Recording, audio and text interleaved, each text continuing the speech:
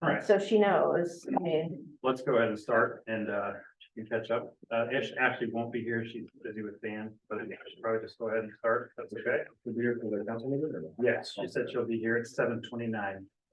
So call the meeting to order at 6:36. Work session of the City Council of West Liberty, Iowa.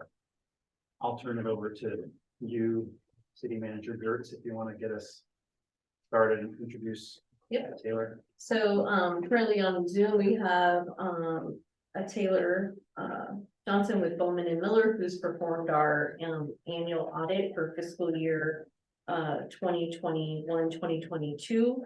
And so I'll turn it over to Taylor and allow him to go through the findings and the financial statement.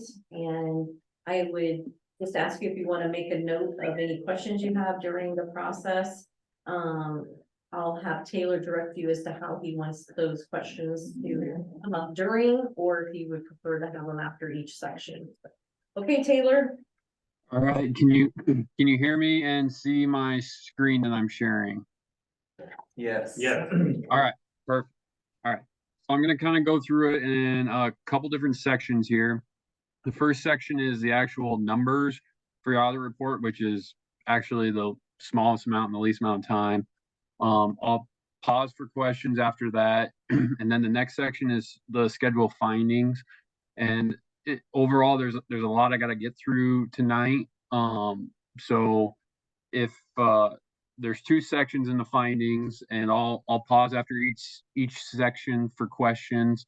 But I want to try and get through everything here tonight. So starting Dana with said she's gonna be 10 minutes late. Okay. Great.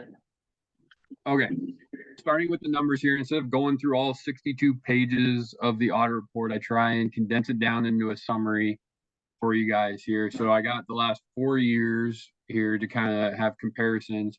So the first section here is fund balance, or the actual cash balance in all these different funds.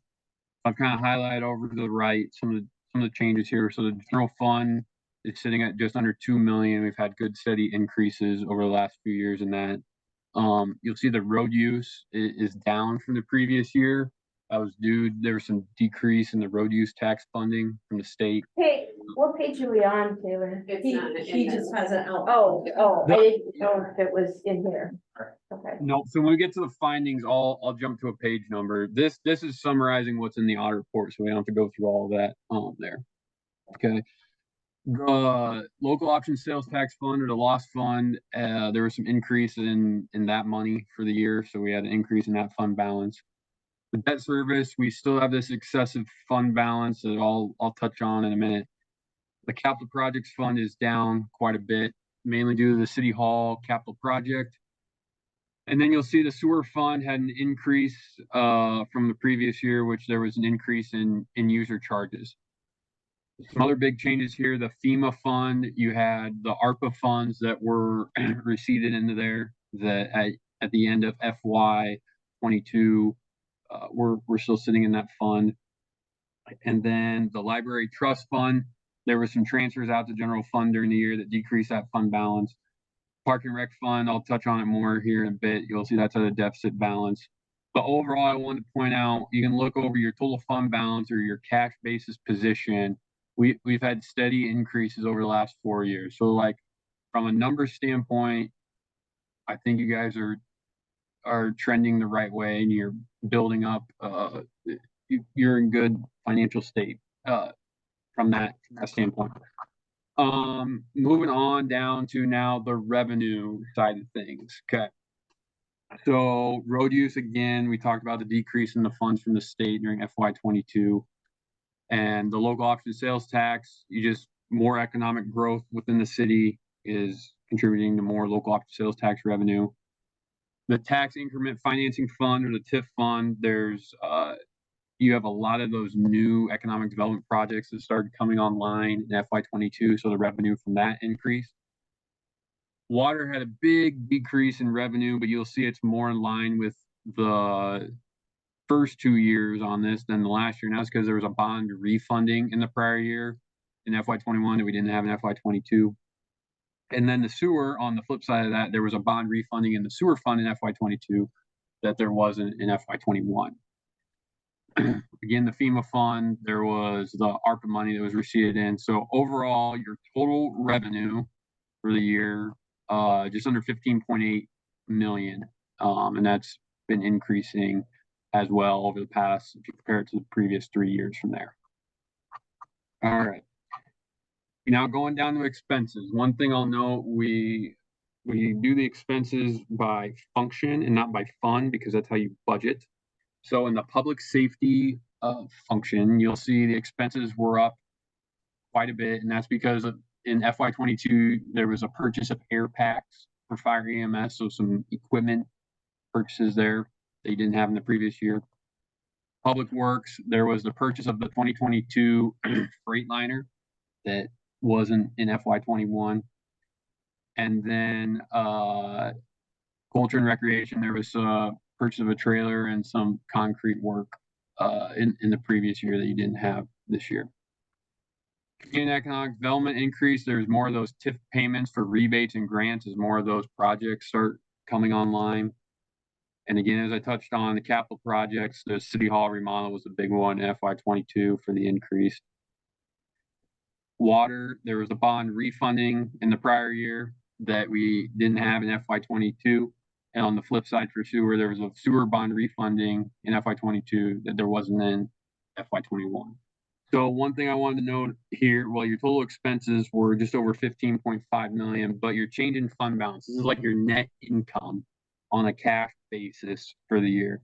You can see all 4 years there's been steady growth and positive increases. So cash wise and financial wise, I think you guys are sitting in pretty good shape for a city your size. That's a brief overview of the numbers. Any questions on that before I keep going?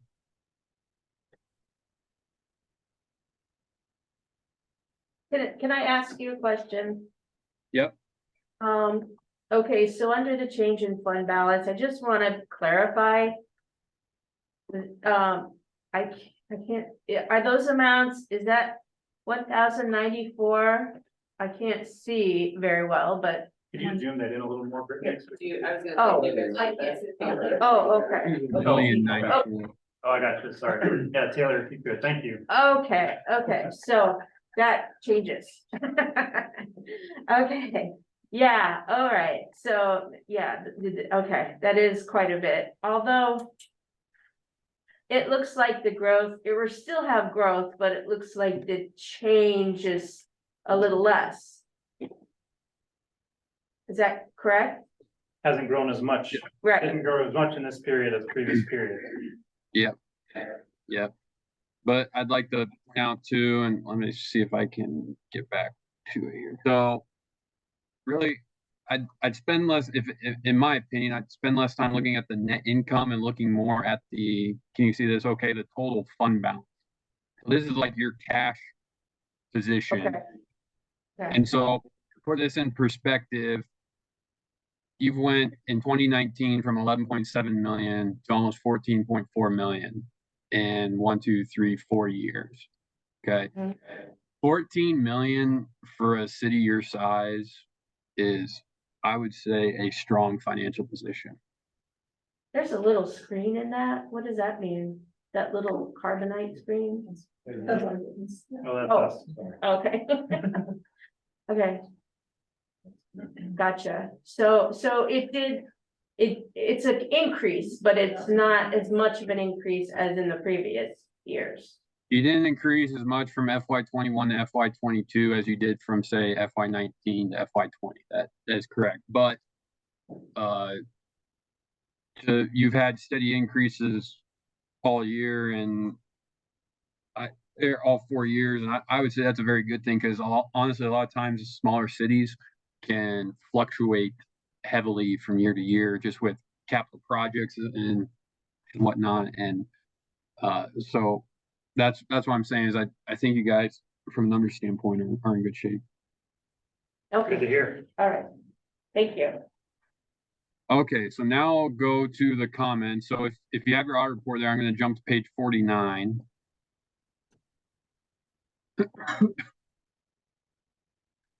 Okay, so the first Okay.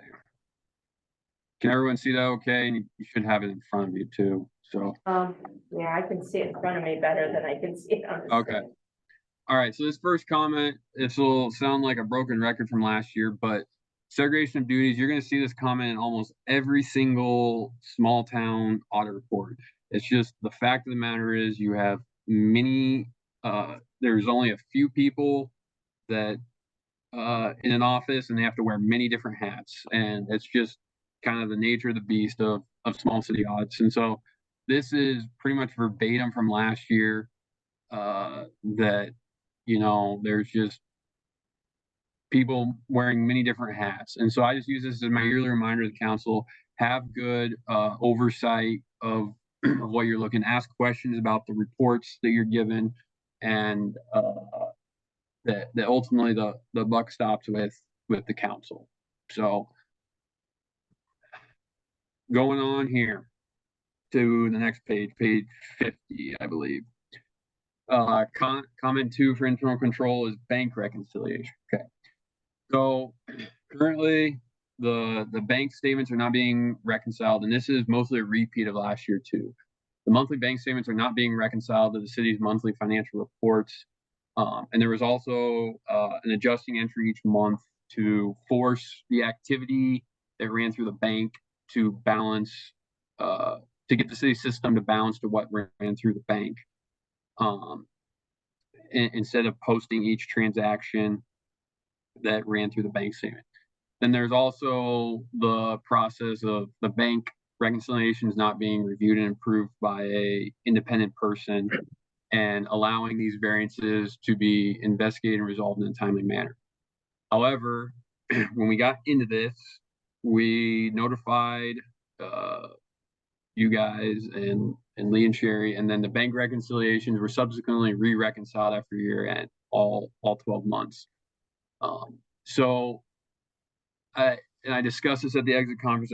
I do think progress is being made on this, that Lee and Shari have kind of come up with a system of how to go back and forth and make sure these bank reconciliations are getting done timely and there's not big variances. And I know they're currently working through FY23's re-reconciliation as well, because when this came about, the re-reconciliation for FY22 is almost through FY23 by the time it got to that point.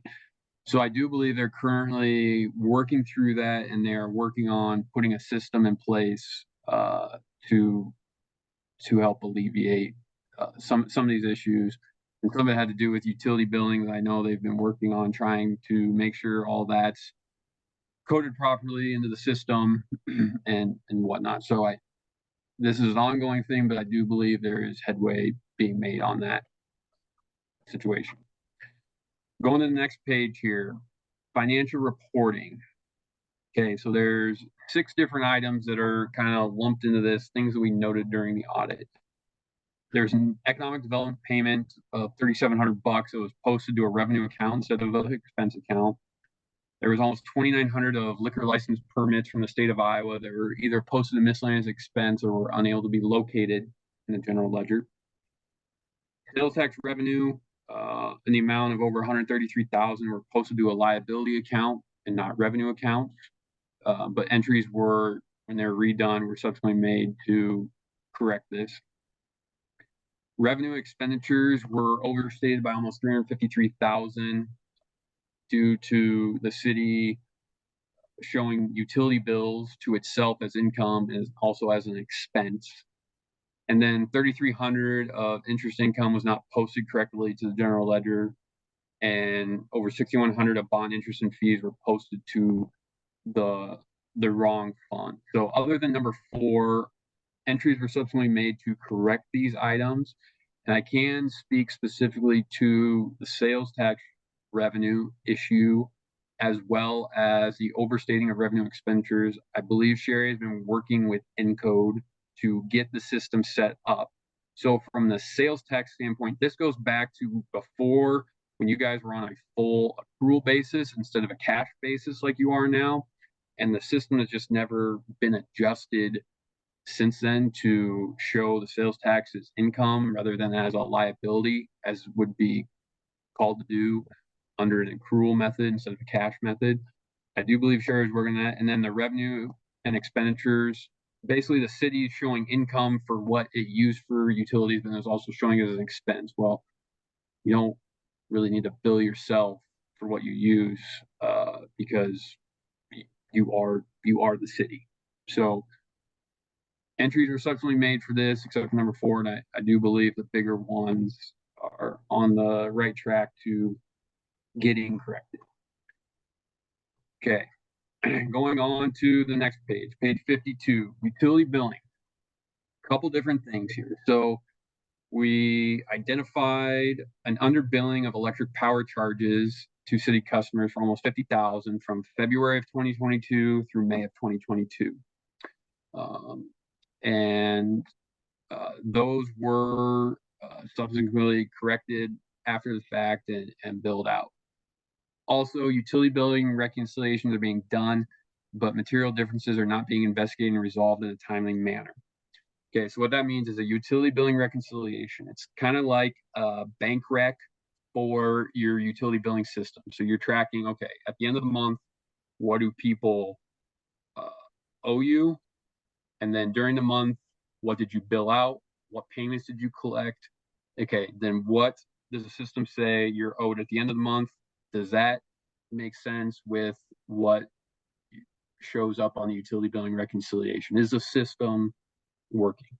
So right now, there's some issues with the utility billing reconciliation being done, but the differences are not being investigated and resolved in a timely manner. We talked at the exit conference. I do believe Lee and Shari have some things that they're pursuing to help get this resolved, but that is two things we noted during the audit. Okay, moving on. Number 5 on the next page, journal entries. So journal entries are not being documented and there is no evidence of independent review. This kind of ties in with the bank rec comment. And we discussed at the exit conferences can easily be resolved with the changes you're making for the bank rec of just having an independent person review what journal entries are being made into the system and why they're being made, and just getting another set of eyes on that. So I believe as part of the bank reconciliation process is this is going to get roped into that and hopefully resolved going forward. Number 6 here from bottom 53 to 54, reconciliation of ambulance service collections. So currently you guys have a third-party person that does all the different delinquent account listings. They reconcile the ambulance billings, and they factor in the collections and delinquent accounts, etc. The one thing that we noted during the audit that was not being done, so that stuff's being done by a third party, which is great. But the one thing on the city's end that could be improved was taking what the third party administrator gives you, says, okay, this is what we show as collected, and making sure that's what actually got collected by the city. Okay, so you're saying, so at the end of the month, you get the report, say, and let's say the third party says you got 13,000.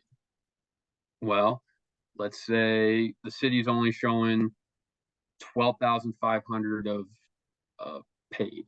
Okay, there needs to be some kind of reconciliation or documentation as to what the difference is. Some of it could be timing, and that is perfectly fine, but it just needs to be tracked and shown on how this can be reconciled and watched, because otherwise the city's gonna have no idea if what the third party says you're getting, if you're actually getting that money. So payroll records management here, 3 different things with this. So 4 monthly IPERS reports were not timely filed, and then the city paid late fees of $96.50, and then 4 deposits were not timely made and ended up the city paying $60 in interest. And another thing we noted, 7 EFTPS payments. So this would be your federal tax withholding, Social Security, and Medicare taxes remitted to the federal government. were not made during the year, and another 7 EFTPS payments were overpaid during the year. The net result of all of that was an underpayment of deposits totaling just over $11,000. Subsequently, right after year end, and I discussed this with Lee when I was going through it, and she showed me the payment was made after the fiscal year end to correct this. So I do believe this has been resolved.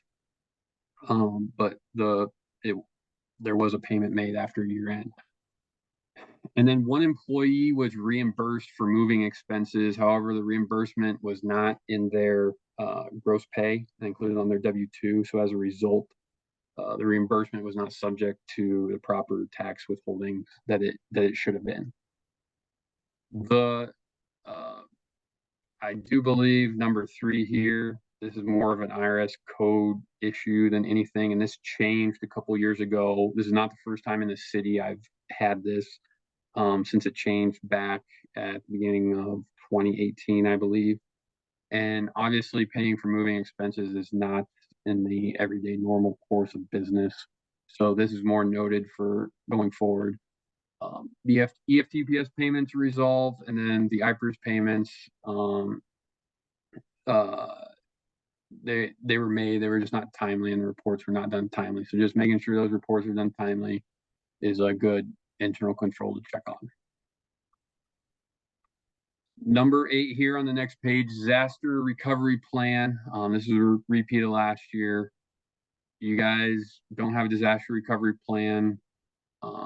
You need to have one, because we've lived through enough derechos and tornadoes, know that it does happen.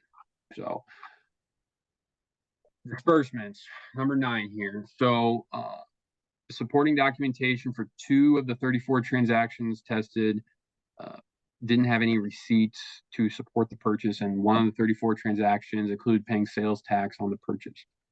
So we pull a handful of invoices to look at as part of the audit and look at the receipts and whatnot, and 2 of those there were no receipts, and then 1 there was sales tax paid, and there are very limited circumstances where a government actually has to pay sales tax.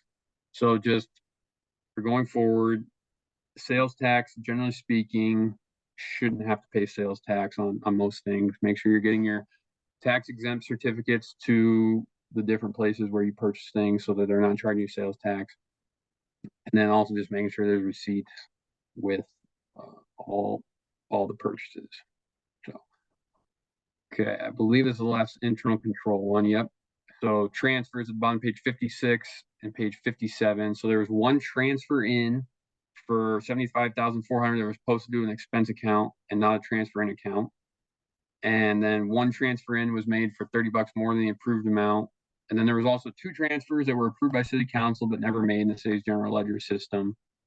And entries were subsequently made after the fact to correct that. So just making sure that when transfers are approved by city council, they're made, and that as part, and this can kind of be lumped in with the bank reconciliation process, make sure your transfers in equal your transfers out. Because all you're doing on transfer is moving it from one fund to another. It's the net effect on cash is 0. So this is just some things we noted during the audit for internal control. I went through all 10 of those pretty quickly in hopes to try and get through all of this. That's the first section of comments. Any questions on anything before I go to the next section?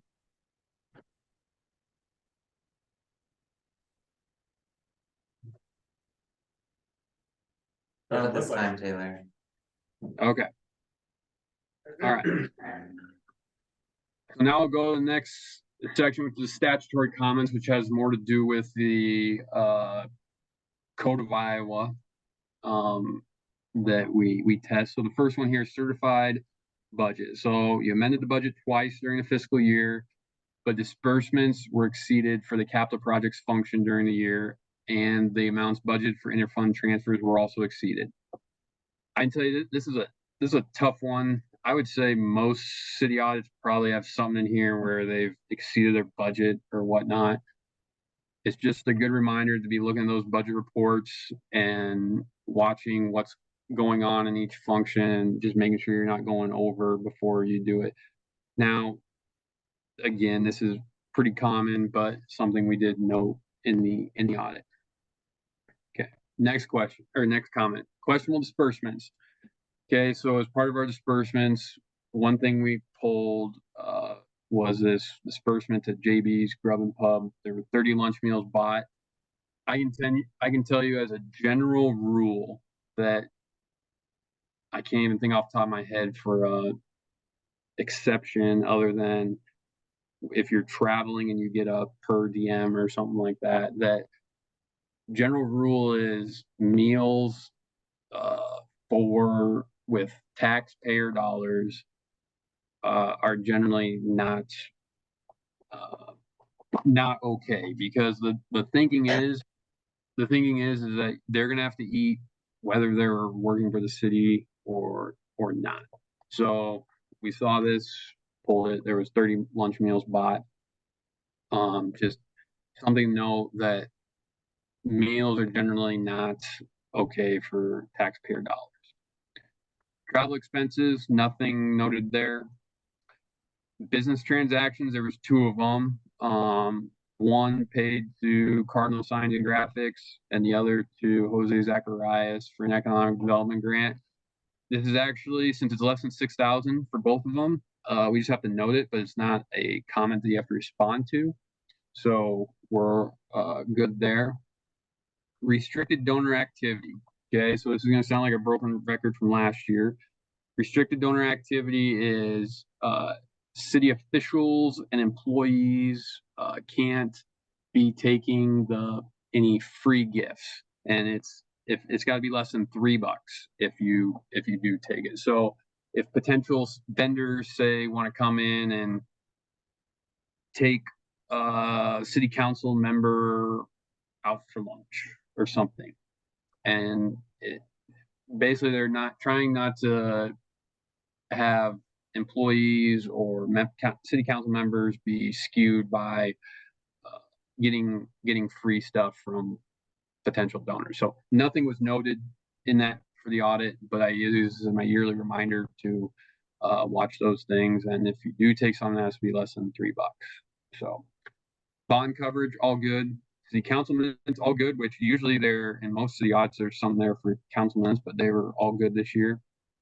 Deposits and investments, all good there. Revenue bonds and notes. Okay.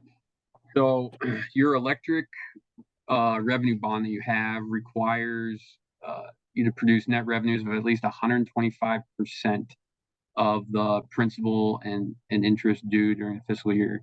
And we weren't quite there this year. So technically you're out of compliance with your electric revenue bonds. You're going through a utility rate study, and Lee said you've implemented new rates to help alleviate this. So lost ballot. So your lost ballot, local option sales tax, a third of it goes to property tax relief, a third of it goes to streets, curbs, and gutters, and a third of it goes to community development projects, such as library building, city facilities, community cleanup, infrastructure improvements, etc. The first 2 are being tracked just by where they're going for the fund, but the third one, the community development, it's not being tracked. Now, it's not saying it's not being spent correctly, but it's just not being tracked to make sure that those local option sales tax dollars are being used for that specific purpose. So part of our recommendation would be to document how those are being spent and making sure you're tracking all that. Tax increment financing rebate agreement. Okay, so this is what I say, anything with TIF. It's a very abstract deal, and before you know it, you're down a black hole and you can't get out. So you currently have a development agreement with a developer for a 4-plex residential housing unit, and you're supposed to remit 95% of your TIF revenue that you get from those properties. This is kind of a repeat from last year. There was an underpayment, and so then the city attempted to correct the other payment, but now the repayment was not figured correctly, so now the city has under rebated by $2,000 to the developer, and the payments were not timely made as well. So this just needs to get corrected with the developer and move forward. It should be a pretty easy correction, but just something to watch. Debt service fund balance, I touched on this earlier. So you have almost $1 million sitting in debt service, and it goes back to the last audit report the state did, that they had you guys had transferred in money from TIF to service of general obligation debts, but you had also levied property taxes for the same debt during FY19. So you basically got doubled up, and now all of a sudden you have all this money in the debt service. So how the debt service theoretically should work is you have your general obligation debts that you're going to use the debt service levy for. You levy and collect the property taxes from the debt service levy, and then when that money comes in, you pay to service the debts. And so it should be more in and out. You shouldn't be carrying, typically, unless there's some kind of timing difference, a huge balance of almost $1 million. So our recommendation was to consult legal counsel, just like we did in last year's audit report. And your guys' response is you're going to use a debt service fund balance to pay down general obligation debt, which is great because that's what it was levied for. Go on the next page here, unclaimed property. So Code of Iowa, if you have stuff outstanding for more than 2 years, you're supposed to turn it over to the treasurer of state of Iowa. It's a great Iowa treasure hunt. That has not been done. There's some very old checks on the bank rec, and this needs to get cleaned up. I believe those need to get turned in, and Lee and Shari can correct me if I'm wrong, but I believe it's sometime in November. You got to do that each year, and turn those into the state, and I believe that's the plan for doing that going forward. Next comment here about the 28-year agreement. Okay. So you guys have a 28-year agreement with the rural fire district, and that calls for the city to pay the bills for the district, and then you give a bill back to them for their portion of it by the 10th of the following month. We looked at the bills during the FY22 year, and for October, November, and March, the district didn't get a bill from you guys until after the 10th of the following month. So our recommendation would be to give them the bill by the 10th of the following month so the city can get reimbursed for their share of the expenses. Financial condition, I touched on this earlier. The Park and Recreation Trust Fund had deficit balance of almost $15,000. You guys are going to do interfund transfers to correct this going forward. Annual urban renewal report. This goes along with TIF. The TIF debt outstanding on the report was overstated by $86,000. And then one TIF project was not listed as a project, and then the levy authority summary or the front of the report didn't agree with the city's records. This is not a it's not a very like I said, it's very abstract. So there's lots of cities that struggle with annual renewal reports and TIF, and so I believe Lee and Shari and I have tried to get on the same page with where we need to be, but I do believe this is correctable going forward. So that's the end of my comments. I will open it up for any questions on anything you might want me to answer or go back over.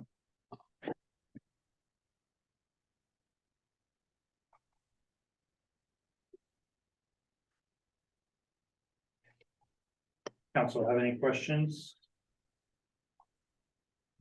Under the recommendation, you have the city should ensure TIF debt outstanding reported in the AURR agrees with the TIF portion.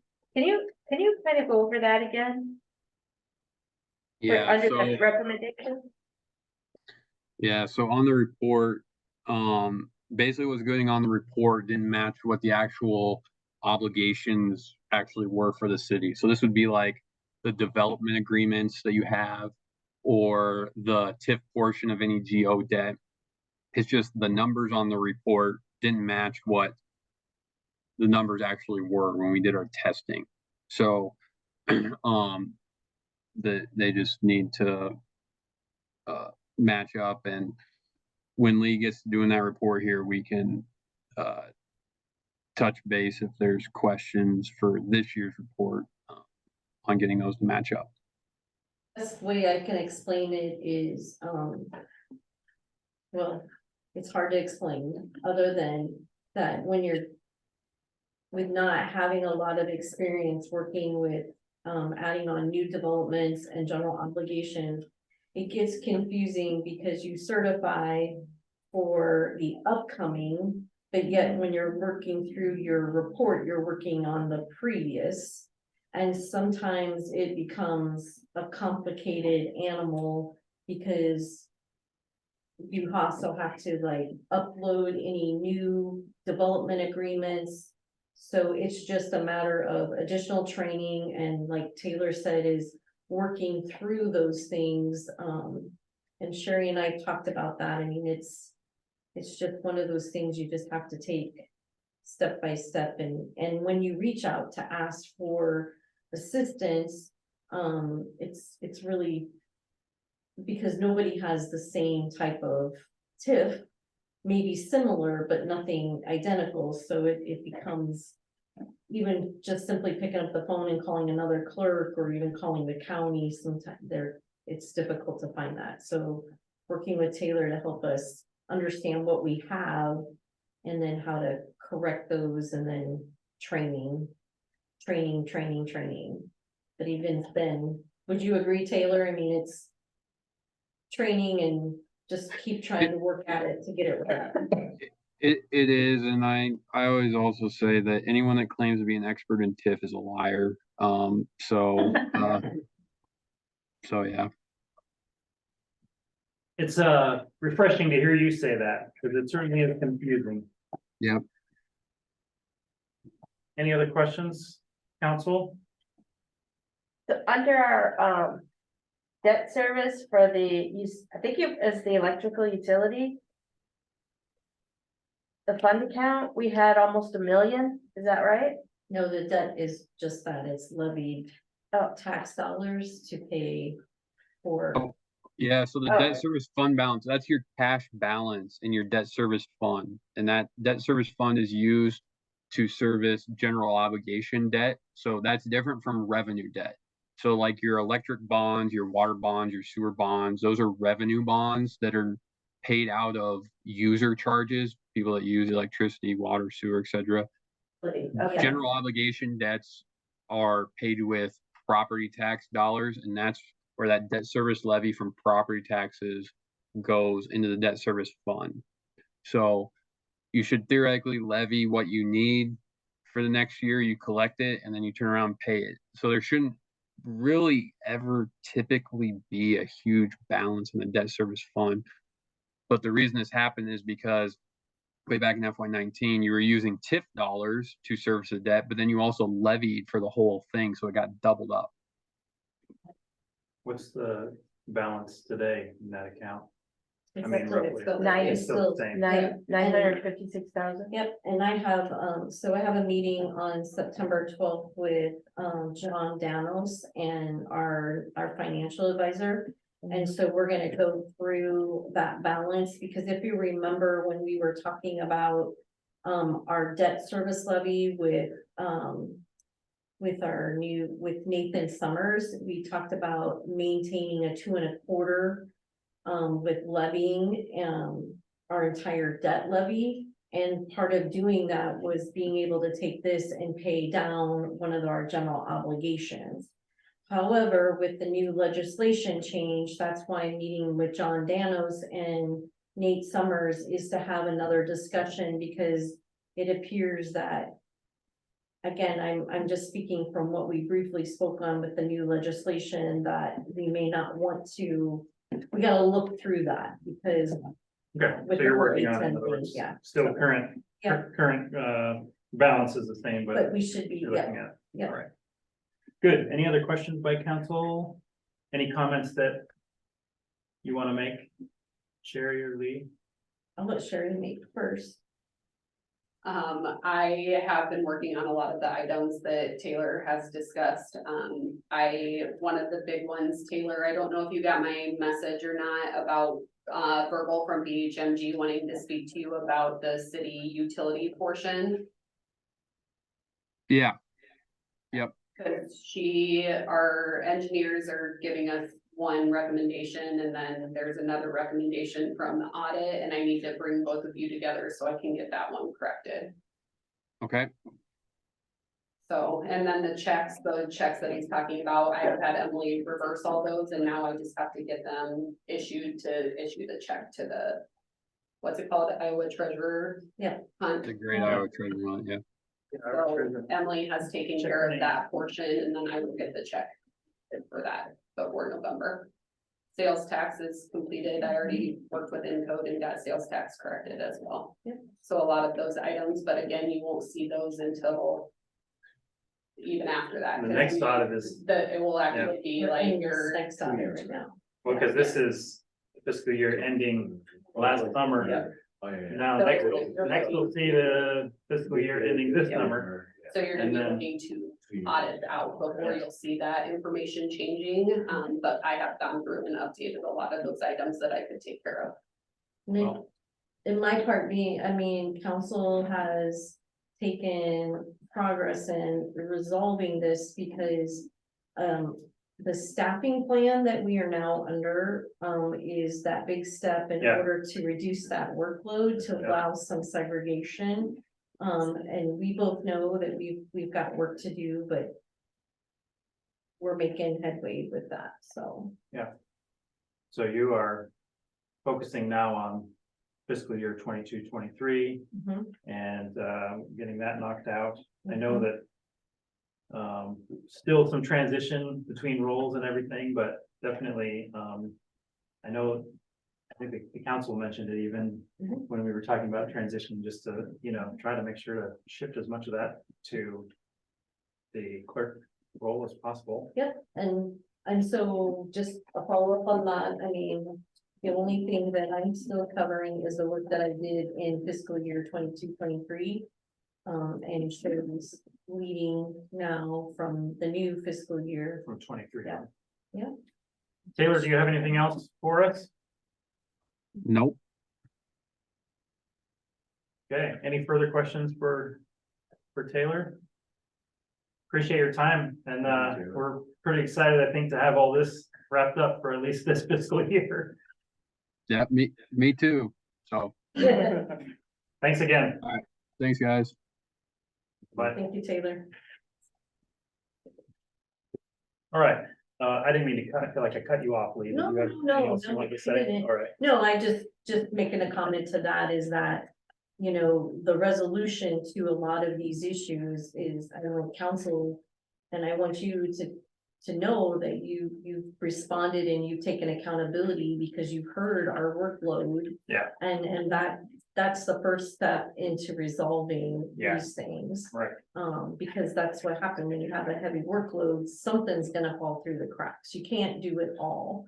And so, and I'm also proud to say of the work that Shari has put, a lot of effort into a lot of these transition things with limited oversight or work with me because I've been pulled in other directions. So, but I just want to say that I appreciate that she's done that. And we've had some fun late night hours in this process. Sounds like there We're might be working more. hard before not this is to over. have it happen again, but All right, we'll let's get through it. take a 10-minute recess and reconvene at 7:30.